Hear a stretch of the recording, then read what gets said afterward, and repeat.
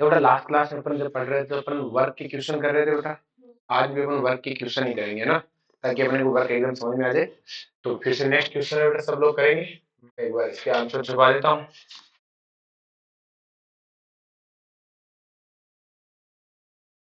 आप करेंगे बेटा वर्क के क्वेश्चन, स्पीडली वर्क करो फटाफट। चलो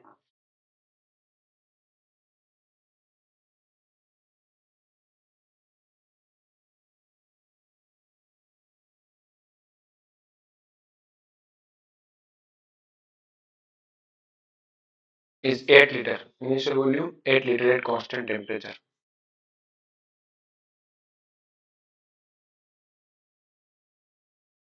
It is find out work done if a gas is expanded against it. तेजी से करो बेटा, तेजी से।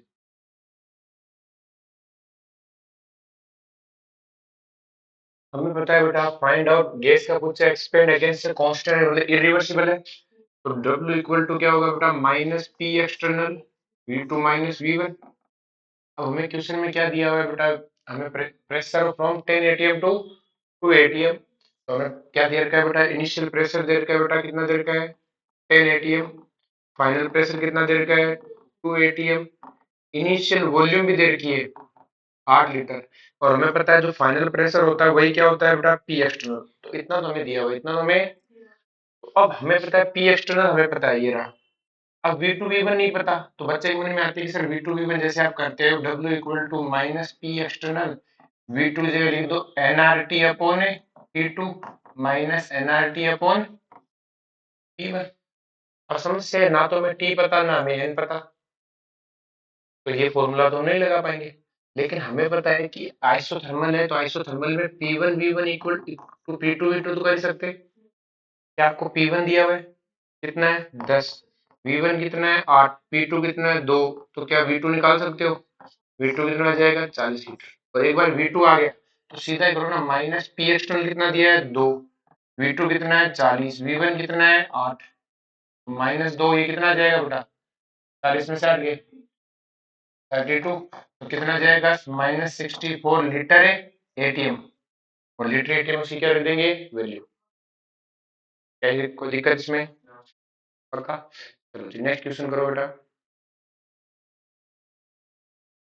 फिर बहुत आसान है, स्पीडली करो।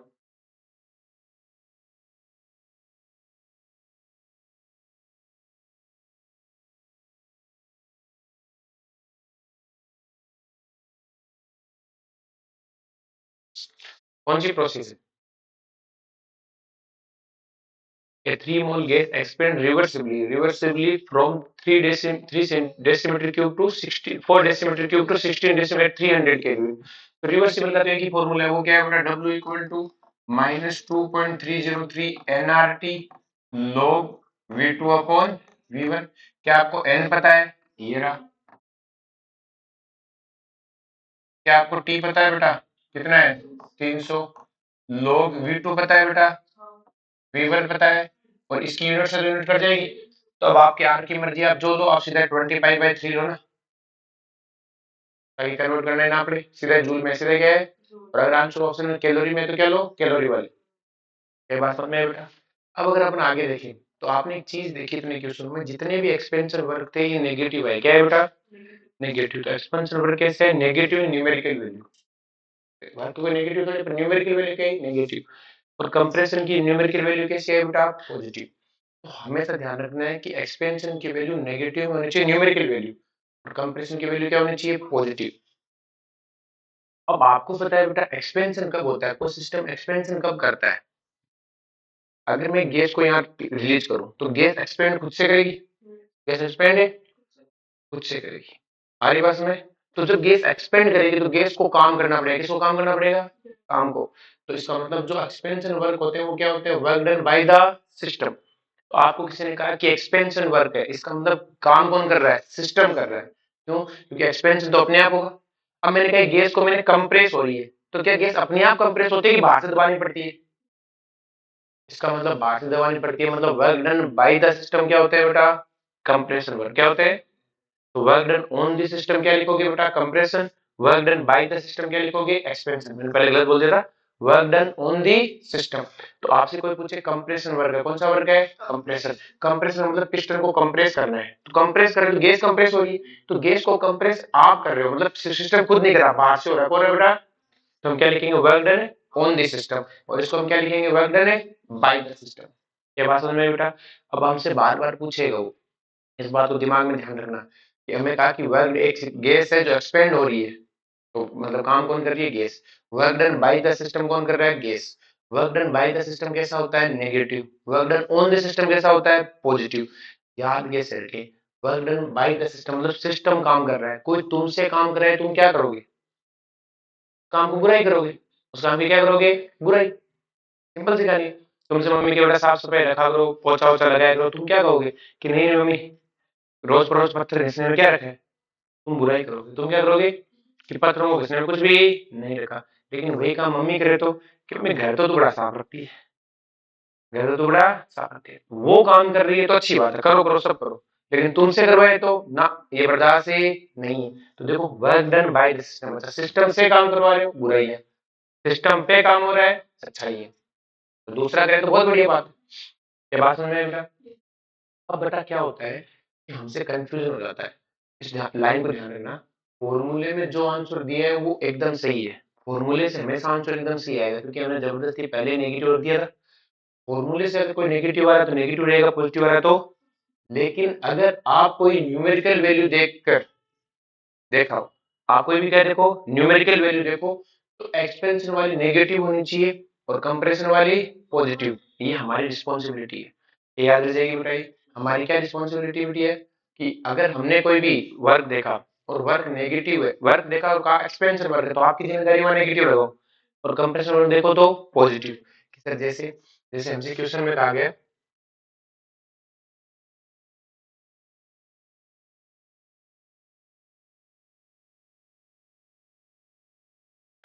find out final volume of gas, find out a final volume of gas if gas expand against a constant external pressure of 2 atm, pressure of a 2 atm from 3 liter, during this process work done is 20 joule, work done is a 20 joule।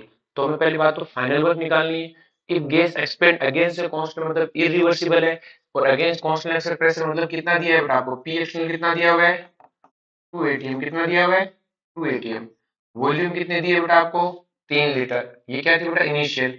Final volume हमें पूछिए, work done हमें कितना दिया हुआ है, 20 joule. लेकिन ध्यान से, ये न्यूमेरिकल वैल्यू है, न्यूमेरिकल वैल्यू आपकी जिम्मेदारी क्या है, साइन लगाना चाहिए न्यूमेरिकल वैल्यू पे, क्या आना चाहिए, नेगेटिव। क्यों, कि एक्सपेंशन हो रहा है, क्या हो रहा है बेटा, ये आप नेगेटिव नहीं लिखो तो आंसर गड़बड़ आएगा। अब आप अपना वर्क का फॉर्मूला लिखो, W equal to minus P external V2 minus V1। Work done कितना है बेटा, -20। पी एक्सटर्नल कितना दिया है बेटा, 2। V2 कितना है पता नहीं, V1 कितना है 3। माइनस से माइनस करके, एक तो ये अगर आप माइनस से लगाओगे माइनस से माइनस नहीं कटेगा। अब सबसे बड़ी गलती क्या है बेटा, ये जूल में किसमें, और तुम सोल मार देते हो, ये तो लीटर एटीएम है, तो क्या इसको 101.3 से मल्टीप्लाई करना जिम्मेदारी नहीं बनती, ये सबसे बड़ी गलती होती है। एग्जाम में ध्यान रखना बेटा, ये लीटर एटीएम है और ये जूल में। अरे बोलो, कोई दिक्कत, सुधार लोगे इसे, और क्या इससे V2 आ जाएगा बेटा, कोई दिक्कत किसी को, बोलो भाई क्या देखना है। अगर वर्क दिया हुआ है तो न्यूमेरिकली डाटा आपको माइनस प्लस रखना पड़ेगा। जैसे नेक्स्ट क्वेश्चन देखे, इस क्वेश्चन में क्या है, find out temperature, find out a temperature at which 4 mole gas expand from A 10 atm to 2 atm pressure if work done is 40 joule, work done is a 40 joule। पहले question में लिख लो क्या क्या दिया है, गैस के मोल दिए हुए 4 मोल, गैस एक्सपेंड हुई P1 कितना है 10, P2 कितना है बेटा 2, और वर्क डन कितना दिया है बेटा 40 जूल। लेकिन एक्सपेंशन का वर्क तो आप नेगेटिव साइन लगाओगे, क्लियर। और क्वेश्चन में लिखा हुआ है against a constant external pressure, इसका मतलब इरिवर्सिबल क्या है बेटा, और इरिवर्सिबल वर्क क्या होता है, W equal to minus P external V2 minus V1। W कितना दिया है -40 जूल, पी एक्सटर्नल कितना दिया है बेटा 2 atm। इसे कैसे कि जो फाइनल वो प्रेशर होता है वही पी एक्सटर्नल होता है, वही क्या होता है, पी एक्सटर्नल। इरिवर्सिबल प्रोसेस में ये होता है। अब V2 V1 नहीं पता तो कोई बात नहीं, V2 जगह आप क्या लिख दो, nRT अपॉन P2, और V1 जगह लिख दो nRT अपॉन P1। तो अपन इसको क्या लिख सकते हैं, -40 जूल -2 ATM nRT। P2 जगह कितना लिख सकता हूँ बेटा, 2। nRT P1 जगह कितना लिख सकता हूँ, 10। इस दो को अंदर भेजूंगा, देखो ATM ATM ATM कट जाएंगे, -40 जूल इक्वल टू क्या आ गया, माइनस nRT बाहर ले लिए, तो ये दो अंदर भेजा, ये 1 ये 1 1 5 ये आएगा बेटा, बोलो। तो -40 माइनस से माइनस तो काट देते, 40 जूल इक्वल टू nRT, और इसको सोल्व करेंगे तो कितना आ जाएगा, 4/5। अब देखो ये जूल में, तो आर की वैल्यू भी क्या ले लो, जूल में। कि सर यहाँ पे मैं ये तो यूनिट कट गई, ये यूनिट है, टेंशन नहीं जरूरत थी। तो आप क्या लिखोगे बेटा, 40 जूल, मोल कितने हैं 4, आर की वैल्यू क्या ले, 25/3, टेम्परेचर निकालना है, E4/5 टेम्परेचर देगा। लेकिन अगर ये किलो जूल होता तो मुझे इसे भी किसमें कन्वर्ट करना होता, किलो जूल में, 1000 से डिवाइड करें, 1000 से, समझ में आया बेटा। नेक्स्ट देखो बेटा, आप लोग सब लोगों ने फिजिक्स में पढ़ा है बेटा, area under the curve work कहलाता है, लेकिन वो एरिया कर्व किस में बना होना चाहिए, एफ और एक्स में। एफ और एक्स में फिजिक्स में जैसे पढ़ा है ना, एफ और एक्स का ग्राफ है, वही क्या देता है बेटा, एरिया अंडर द कर्व क्या देता है, वर्क। तो यहाँ पे मेरा वर्क क्या है, पी और बी का मल्टीप्लाई, तो ग्राफ किस में होना चाहिए, पी और ए वी में। अगर कोई मुझे पी और 1/v में ग्राफ बना के देगा, तो क्या मैं इसके एरिया अंडर द कर्व को वर्क बोलूंगा क्या, नहीं। ध्यान रखना, एरिया अंडर द कर्व और पीवी ग्राफ डिनोट ए वर्क डन। क्या बात याद रह जाएगी कि एरिया अंडर द कर्व और पीवी ग्राफ डिनोट ए वर्क डन, क्या सबको याद रहेगा बेटा। नेक्स्ट में देखो, एरिया अंडर द कर्व हमेशा ही क्या आएगा बेटा, पॉजिटिव आएगा, क्योंकि एरिया तो पॉजिटिव आता है। अब आपको देखना है कि अगर वो एक्सपेंशन का है तो आप नेगेटिव साइन लिखोगे, और अगर वो कंप्रेशन का है तो पॉजिटिव साइन लिखोगे। क्या बात समझ में आई? क्या बात हुई कि सर हमें अगर कोई ग्राफ देके पूछे तो एरिया अंडर द कर्व क्या कहलाता है, वर्क डन। क्या कहलाता है, वर्क डन। और अगर हमें ये देखना, एरिया तो पॉजिटिव आएगा, फिर आप देखना एक्सपेंशन नेट है तो पॉजिटिव, कंप्रेशन नेट है तो नेगेटिव। जैसे बेटा अपने पास ये ग्राफ है, फिर पूछा गया वर्क डन निकालो, क्या निकालो बेटा, पहले कहा ए से कहा गया बी, बी से कहा गया सी, सी से कहा गया ए, तो वर्क डन तो क्या होगा बेटा, इसके बीच का इलाका ही होगा, ये वाला। अरे बोलो, तो हमें इसका ये वर्क डन निकालना है। तो देखो वर्क डन में अगर आप ध्यान से देखो तो 3 पार्ट से मिलकर बना है। कितने पार्ट से मिलकर बना है, 3 पार्ट से। इसको ढंग से समझना, ध्यान से देखो। अगर मैं सबसे पहले बेटा बाद में एक देखो बेटा, मेरे पास ये है, ये वाला जो ए और सी वाले में देखो क्या आएगा, वर्क डन 0। क्यों, वॉल्यूम में चेंज नहीं हो रही, आइसोकोरिक है। तो ए से बी तो क्या है, एक्सपेंशन। क्या है बेटा, बी से सी क्या है, कंप्रेशन। देखो इस वाले को देखो, तो ये तो एक्सपेंशन है और ये क्या है, कंप्रेशन। अगर ए से बी का पॉजिटिव आएगा, नेगेटिव आएगा, तो बी से सी का क्या आएगा, पॉजिटिव। तो नेटवर्क तो दोनों का माइनस होगा, तो नेटवर्क माइनस होगा तो ऑल ओवर वर्क क्या आएगा, फिर कितना ही आएगा। भाई देखो ए से बी का वर्क डन क्या है, ये पूरा वर्क डन ए से बी का है, ये एक्सपेंशन का है। इतना सा वर्क डन क्या है, कंप्रेशन का। तो ये और ये नेट वर्क डन तो इतना ही बचेगा जो मैंने अभी लाल लाल डॉट किया है। क्यों, क्योंकि सर एक्सपेंशन का वर्क तो क्या होता है, ए बी ग्राफ के नीचे का सारा work done area A B का है, फिर बी सी ग्राफ के नीचे का सारा क्या कहलाएगा, बी सी का। लेकिन बी और सी का वैल्यू तो क्या रखी जाएगी, पॉजिटिव नेट। और ए और बी की क्या रखी जाएगी, सॉरी ए बी से सी क्या रखी जाएगी, पॉजिटिव, और ए से बी क्या रखी जाएगी, नेगेटिव। तो नेट लूंगा तो वर्क डन कितना आएगा, इसी का आएगा। और आपको इस ट्रायंगल की क्या लेनी आती है बेटा, एरिया। और ट्रायंगल का एरिया कैसे लोगे बेटा, आपको दिए हुए, आपकी लेंथ कितनी है बेटा, 1, और ये भी कितना है, 1। और किसी रेक्टेंगल का कैसे निकालते हैं, ट्रायंगल का एरिया कैसे निकालते हैं, आप है बेस इंटू हाइट। तो बेस कितना है बेटा आपके पास में, 1, हाइट भी कितनी है, 1। तो आपके पास कितना आ जाएगा बेटा, -1/, -1/2 क्यों लिखा बेटा, क्योंकि नेट एक्सपेंशन है। नेट क्या है, एक्सपेंशन। और अब देखो ये प्रेशर, यहाँ पे प्रेशर है, तो प्रेशर देखो उसमें लिखा हुआ है एटीएम, किसमें लिखा हुआ है, वॉल्यूम किसमें, लीटर में। तो आंसर क्या आएगा, लीटर एटीएम। क्या आएगा बेटा, ये बात सबको समझ में आई बेटा। नेक्स्ट देखो बेटा, अब इस वर्क को ध्यान से देखो बेटा,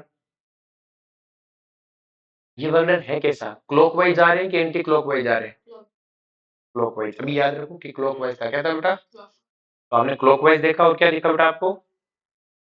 ठीक है, नेक्स्ट वन देखो, अगर हम ऊपर वाली प्रोसेस को रिवर्स कर दें, क्या कर दें? रिवर्स, मतलब ग्राफ ऐसे जाए, ये इधर जाए, ये इधर जाए, क्लियर है? ये आपका ए हो जाएगा, ये आपका बी हो जाएगा, ये आपका सी। अब मुझे फिर से बताओ, ए और सी का वर्गन कितना है? बी से सी का एक्सपेंशन वर्क इतना होगा बेटा, जो ये वाला इतना वर्क होगा, और एक्सपेंशन वर्क का मतलब ये कैसा होगा? नेगेटिव। और बी से कैसा होगा? कंप्रेशन होगा। और इसका वर्क डन कितना होगा? ये पूरा होगा बेटा, यहाँ से लेके यहाँ तक, नीचे तक पूरा होगा। अरे बोलो, इस साइड देखो ध्यान से, इसमें पूरा वर्क डन आएगा। पूरा क्या आएगा? Work done. ये पूरा वर्क डन क्या है बेटा? ये पूरा। चलो एक सेकंड, ये पूरा वर्क डन आएगा बेटा। ये पूरा वर्क डन क्या है बेटा? बी ए का। किसका है बेटा? बी ए का। किसका है बेटा? बी ए का। और बी सी का कितना है बेटा? सिर्फ इतना। अब मुझे बताओ कि ए बी का वर्क डन कैसा है? पॉजिटिव। ये कैसा है? नेगेटिव। तो नेट वर्क डन कितना आएगा? ट्राइंगल कितना आएगा? तो ट्राइंगल का वर्क डन कितना आएगा? ट्राइंगल का एरिया कितना आएगा? हाफ। लेकिन ये क्या है बेटा? कंप्रेशन वर्क ज्यादा है, तो इसलिए ऑल ओवर वर्क कैसा आएगा? पॉजिटिव। तो जो वर्क डन ज्यादा हो, ऑल ओवर आंसर उसी का आएगा। अगर एक्सपेंशन वर्क ज्यादा है तो ऑल ओवर वर्क डन कैसा आएगा? पॉजिटिव। नेगेटिव। और कंप्रेशन वर्क डन ज्यादा है तो पॉजिटिव। आपको देखना है नेट एरिया। क्या देखना है? Net area. भाई आपसे पूछे सिर्फ बीसी का वर्क पूछे, तो बीसी का वर्क तो इसके नीचे वाला है, तो ये एरिया निकाल दो। आपको सिर्फ एबी पूछे, तो एबी का तो ये पूरा का पूरा है। और नेट पूछे पूछे इस ट्रायंगल, भाई इस ए से ए बी सी पूरी प्रोसेस में वर्क डन कितना हुआ, तब तो पूरी वर्क डन में इतना ही हुआ, ट्रायंगल जितना। अरे बोलो। तो जनरली अपन देखें, अगर एक साइक्लिक प्रोसेस है, जनरल साइक्लिक प्रोसेस में पीवी ग्राफ इस तरह से बना हुआ हो, तो साइक्लिक प्रोसेस एक बार क्लॉकवाइज घूम सकती है या फिर एंटी क्लॉकवाइज। क्लॉकवाइज में आप देखोगे, ये क्लॉकवाइज घूमी है बेटा, हम ए से बी गए, ए से कहाँ गए? बी। और फिर बी से कहाँ आए वापिस बेटा? ए। ऐसे तो होगा बेटा। तो बताओ ऑल ओवर वर्क किसका ज्यादा है, एक्सपेंशन का कि कंप्रेशन का? आप ए से बी जाते हो तो कैसा हो रहा है? एक्सपेंशन। क्या हो रहा है? और बी से ए आते हो तो क्या है? कंप्रेशन। तो कंप्रेशन का वर्क तो कितना सा है बेटा? नीचे वाला। और एक्सपेंशन का क्या है? इतना। तो नेट वर्क डन कैसा आएगा? पॉजिटिव की नेगेटिव? नेगेटिव। कैसा आएगा? तो अगर साइक्लिक प्रोसेस क्लॉकवाइज जा रही है तो नेट प्रोसेस कैसे वर्क डन कैसा आएगा? नेगेटिव, क्योंकि एक्सपेंशन ज्यादा एक्सपेंशन है।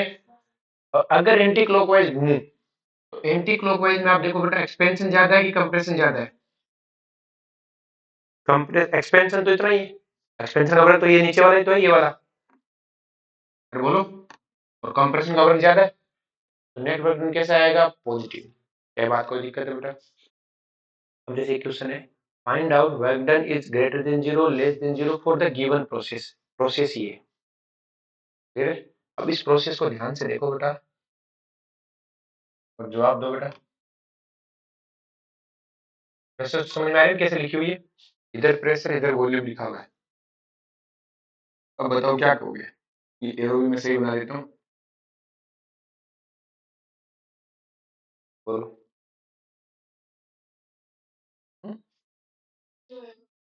नेट पॉजिटिव आएगा। पहली बात तो ये ग्राफ को आप क्लॉकवाइज एंटी क्लॉकवाइज से देखने की सबसे बड़ी गलती कर रहे हो। आप इसे कुछ मत करो, इस ग्राफ को पकड़ के यूं का यूं घुमा दो। देखो, ये घुमाना है तो हमें, ये वी रखा, ये पी रखा, नेगेटिव क्वार्टर कुछ नहीं होता, क्योंकि प्रेशर वॉल्यूम किसी की नेगेटिव होती ही नहीं है। अब देखो बेटा, मैं इसको नाम देता हूँ ए बी सी। आपको क्या लगता है ए से बी क्या दिख रहा है बेटा? आपको जो भी दिखे, जो उस ग्राफ को मैं पकड़ के ऐसे घुमा रहा हूँ, जैसे मैं ऐसे घुमाऊंगा, ये तो देखो ऐसे, तो ये कौन हो गया बेटा आपका? ए से। फिर मैं इसको क्या कर रहा हूँ? ऐसे। ये ये वाला पॉइंट है, ये और ये तुम पकड़ के ऐसे घुमा रहा हूँ ना, ए इधर जाएगा, बी इधर जाएगा। जब मैं पकड़ के ऐसे घुमाऊंगा, तो ये ऐसे जाएगा लाइन, और ये लाइन है, एरो से लगना चाहिए बेटा। अब देखो ए से बी, तो ये ए से बी, फिर बी से सी, और फिर सी से ग्राफ ऐसा है। अब देखो, आपको यहाँ एक्सपेंशन कंप्रेशन ढंग से नहीं दिख रहा है, यहाँ देखो, ए से सी में तो कोई वर्क ही नहीं है, ए से सी में तो कोई वर्क ही, लेकिन ए से बी एक्सपेंशन है कि कंप्रेशन है? क्योंकि वो नेगेटिव क्वार्टर देखो मैं, वॉल्यूम का कोई नेगेटिव क्वार्टर होता ही, तो ए से बी क्या है? एक्सपेंशन। बी से सी क्या है? ज्यादा वर्क किसका हुआ? कंप्रेशन का। और ज्यादा वर्क कंप्रेशन का हुआ, इसका मतलब कैसा होगा? पॉजिटिव। तो वर्क डन कैसे आएगा? Greater than zero. लेकिन ग्राफ तो क्लॉकवाइज है, ग्राफ तो क्या है? वो मैंने जो क्लॉकवाइज सिखाए वो पीवी के लिए सिखाए। किसके लिए सिखाए? पीवी के लिए। इस क्वार्टर में आपने क्वार्टर बदल दिए, तो वही इसको याद ही मत करो, आप ऐसे सोल्व करो। आप कैसे करो? हाँ, वो पूछे क्लॉकवाइज बताओ, एग्जाम में आ गया तो बना लो। जनरल वे में पीवी साइक्लिक प्रोसेस बनाई, क्लॉकवाइज साइक्लिक प्रोसेस बनाई, एंटी क्लॉकवाइज। याद क्यों करना? जिसका एरिया ज्यादा है उसी का वर्क डन माना जाएगा। अब एक्सपेंशन का वर्क डन ज्यादा है तो नेगेटिव, कंप्रेशन का वर्क डन ज्यादा है तो पॉजिटिव। ये तो अपने बोल दिया, किताबों में लिखा रहता है इसलिए, लेकिन ऐसा तो फंसा देगा एग्जामिनर। और ये पिछले साल जेईई मेंस में आया था। फिर कोई दिक्कत? बस यही पूछा था, ग्रेटर देन जीरो और लेस देन जीरो। यहाँ तक किसी को कोई दिक्कत? अरे बोलो। तो ऊपर जो टेबल बनाई है वो पीवी ग्राफ की है, क्या है बेटा? पीवी ग्राफ, जो अपने बोले साइक्लिक। और बाकी टाइम आपको ग्राफ को चुपचाप है देख लो। अरे बोलो, यहाँ तक किसी को कोई दिक्कत है? पक्का। अब मैं पढ़ना है first law of thermodynamics. First law of first law of thermodynamics है is based on energy conservation. पहली बात तो किस पे बेस है बताइए? Energy conservation. एनर्जी क्या रहनी चाहिए? कंजर्व रहनी चाहिए। क्या रहनी चाहिए? कंजर्व। अब होता क्या है, फर्स्ट लॉ ऑफ थर्मोडायनेमिक्स बात किसकी करता है? फर्स्ट लॉ ऑफ थर्मोडायनेमिक्स बहुत सिंपल सी बात करता है।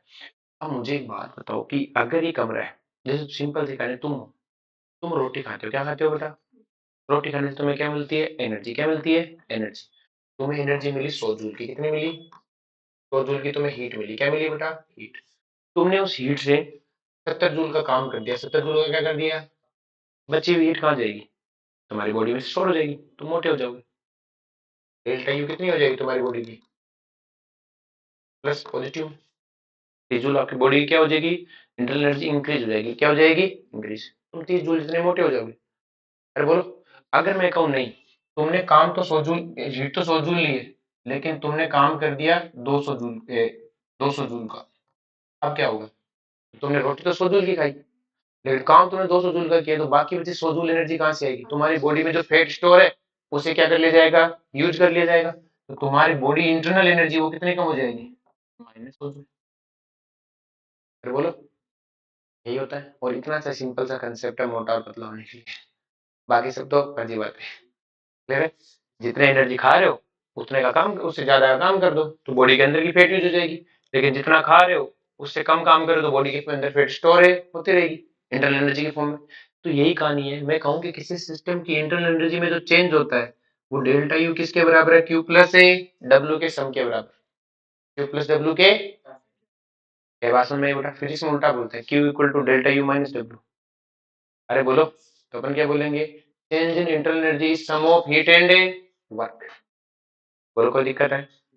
अब आपको पता है अगर हीट एब्जॉर्ब हुई तो हीट एब्जॉर्ब हुई मतलब कैसी प्रोसेस हुई? एंडो। और एंडो कैसी दिखनी चाहिए? पॉजिटिव। और एक्सो कैसी दिखनी चाहिए? नेगेटिव। तो अपन क्या बोलेंगे? For numerical value of heat endothermic कैसी होनी चाहिए? पॉजिटिव। और एक्सोथर्मिक है negative.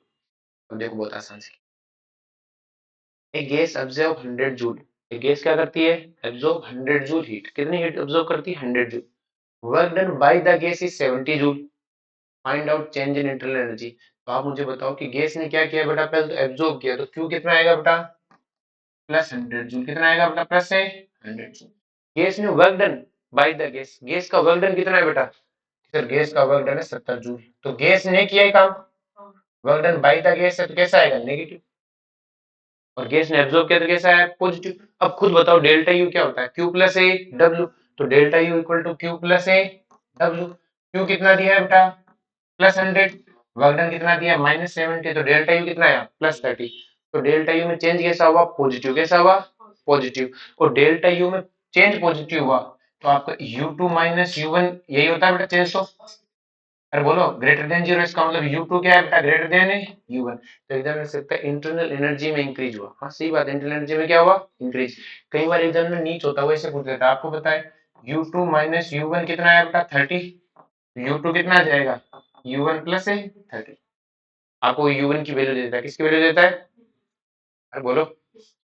Next one, above question temperature decrease और इंक्रीज। नेक्स्ट क्वेश्चन क्या पूछता है? ऊपर वाले क्वेश्चन में टेम्परेचर बढ़ा या घटा। आपको पता है ऊपर वाले क्वेश्चन में आपने गैस को एक्सपेंड कंप्रेस करा है, और एक्सपेंड कंप्रेस कराते समय डेल्टा यू का फॉर्मूला क्या होता है? NCV T2 माइनस ए T1। अरे हमने पढ़ाई T2 माइनस ए T1। अब मुझे बताओ डेल्टा यू कैसा है? पॉजिटिव। तो अगर ये पॉजिटिव है तो ये भी पॉजिटिव होना चाहिए, और ये पॉजिटिव कब होगा? NCV तो कांस्टेंट है, जब T2 बड़ा हो T1 से तो टेम्परेचर क्या हुआ? रेज हुआ। नेक्स्ट क्वेश्चन है, find out temperature of system increase और decrease when 1 kilo joule heat release during work done on the system is a 700 joule. Work done कितना है बेटा? 700 जूल।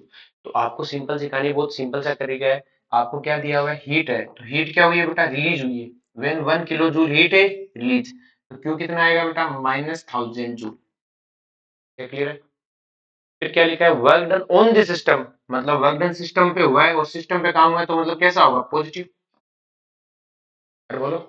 तो डेल्टा यू क्या होता है? Q plus W. क्यू कितना है? -1000। वर्क डन कितना है? +700। कितना आएगा बेटा? -300। तो डेल्टा यू कितना आ गया?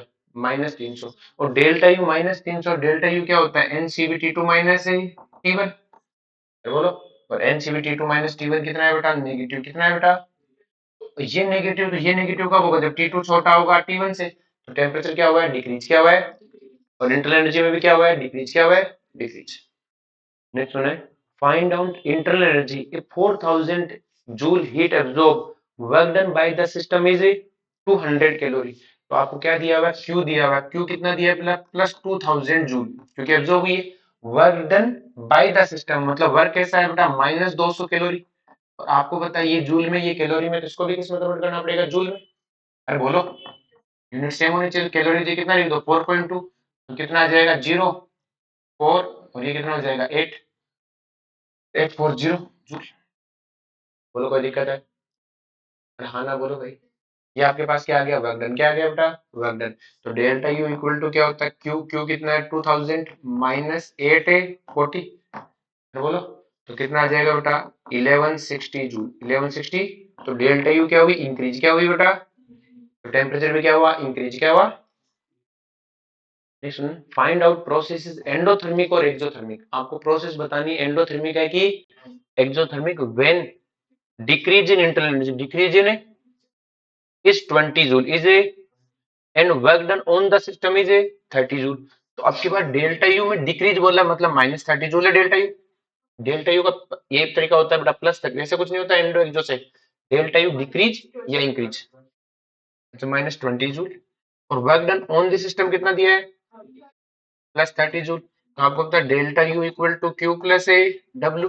डेल्टा यू कितना है? -20। क्यू प्लस डब्ल्यू कितना है? 30। तो क्यू कितना आ गया? -50 जूल। और क्यू -50, इसका मतलब क्या हुआ? हीट रिलीज हो रही है।